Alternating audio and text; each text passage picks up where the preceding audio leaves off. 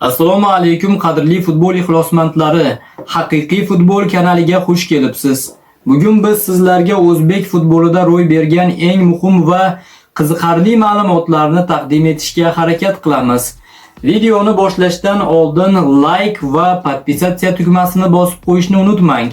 Biz esa videoni boshladik. Prezident Shavkat Mirziyoyev Bunyodkor stadionida bo'lib o'tgan futbol bo'yicha milliy terma jamoamizni jahon chempionatiga kuzatish marosimida nutq so'zladi. Bugun o'zbek futboli uchun yana bir tarixiy kun. Katta ishonch va ezgu tilaklar bilan milliy terma jamoamizni AQSh, Meksika va Kanada maydonlarida bo'lib o'tadigan futbol bo'yicha jahon chempionatiga kuzatamiz. Fursatdan foydalanib, bizga mana shunday unutilmas kunlarni taqdim etgan mahoratli futbolchilarimizga, ularni tarbiyalab voyaga yetkazgan ota-onalariga, ustoz va murabbiylariga, terma jamoamizning barcha a'zolariga butun xalqimiz nomidan chuqur minnatdorlik bildiraman. Sizlarning milliy jamoaga bo'lgan mehr va sadoqatingiz har qancha tahsinga loyiq. Issiqni issiq, yomg'irni yomg'ir demay, g'alaba onlarida ham, qiyin damlarda ham futbolchilar bilan birga bo'lib, haqiqiy vatanparvarlik namunasini ko'rsatib kelyapsiz.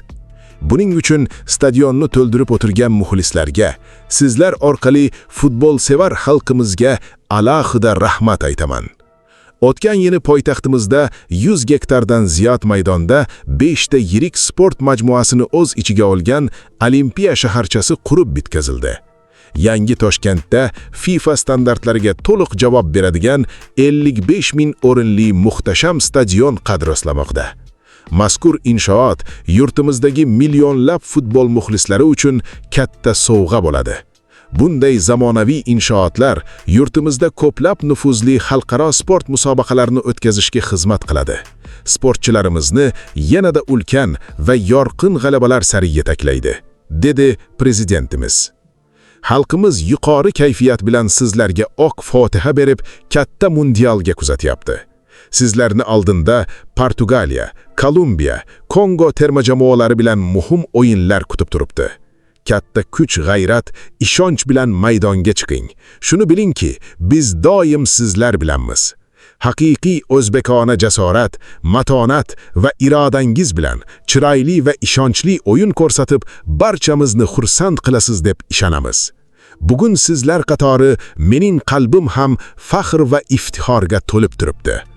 O'zbek xalqi hamisha katta orzu umidlar bilan faqat oldinga intilib yashagan.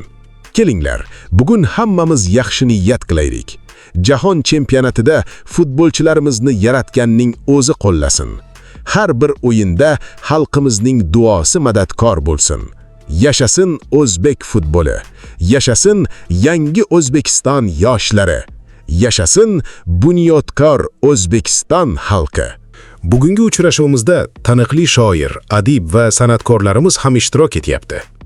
Ular maydonda jasorat va matonat ko'rsatgan futbolchilarimiz haqida yangi she'r va asarlar yozmoqda, qo'shiq va madhiyalar yaratmoqda. Tadbirkorlarimizni aytmaysizmi?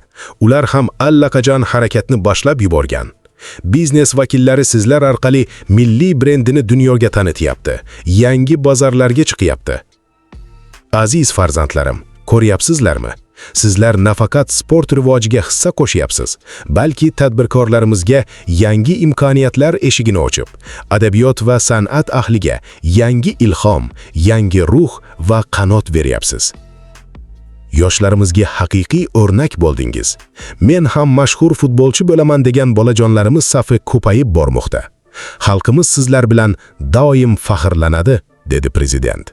Biz uchun futbol nafaqat professional sport turi, balki yoshlar tarbiyasi, sog'lom turmush, intizom va vatanparvarlik maktabi bo'ladi. Endi yurtimizdagi har bir mahallaga futbol nafasi kirib boradi. Har bir bolaga o'z mahallasida to'p tepish, musobaqalarda qatnashish, o'z iste'dodini ko'rsatish imkoniyati yaratiladi, dedi prezidentimiz. Buning uchun har bir mahalla futbol maydoni dasturi boshlanadi. Bu umummilliy harakatga aylanadi. Dastur doirasida mahalla ligasi tashkil etilib, 12-17 yoshli o'g'il-qizlar o'rtasida mahalla futbol jamoalari tuziladi. Har yili havaskor futbolchilar ishtirokida mahalla, tuman, viloyat, respublika bosqichidan iborat musobaqalar o'tkaziladi. Umuman, mahalla ligasi eng yaxshi iqtidorlarni seleksiya qilishda professional klublar uchun tayyor baza bo'ladi. Bugun terma jamoamiz bilan katta tajriba va chempionlik xarakteriga ega Fabio Cannavaro boshchiligidagi murabbiylar shtabi ishlayotgani qayd etildi. 2006-yilda Germaniyada o'tkazilgan mundialda Cannavaro sardorlik qilgan Italiya terma jamoasi jahon chempioni bo'lgan. O'sha yili Cannavaro dunyoning eng yaxshi o'yinchisi deb e'tirof etilgan va futbol tarixida oltin to'p sohibi bo'lgan kam sonli himoyachilardan biriga aylangan. Yangi murabbiy jismoniy tayyorgarlik va hujumchilar bilan ishlaydigan murabbiylarni, shifokor, nutritsiolog va oshpazlarni olib kelgani hamda xalqaro tajribaga ega yaxshi jamoa shakllantirgani ta'kidlandi. Fursatdan foydalanib, Fabio Cannavaroni murabbiy sifatida mundialdagi birinchi ishtiroki bilan tabriklab, murabbiylar shtabiga yangi zafarlar tilayman, dedi davlatimiz rahbari.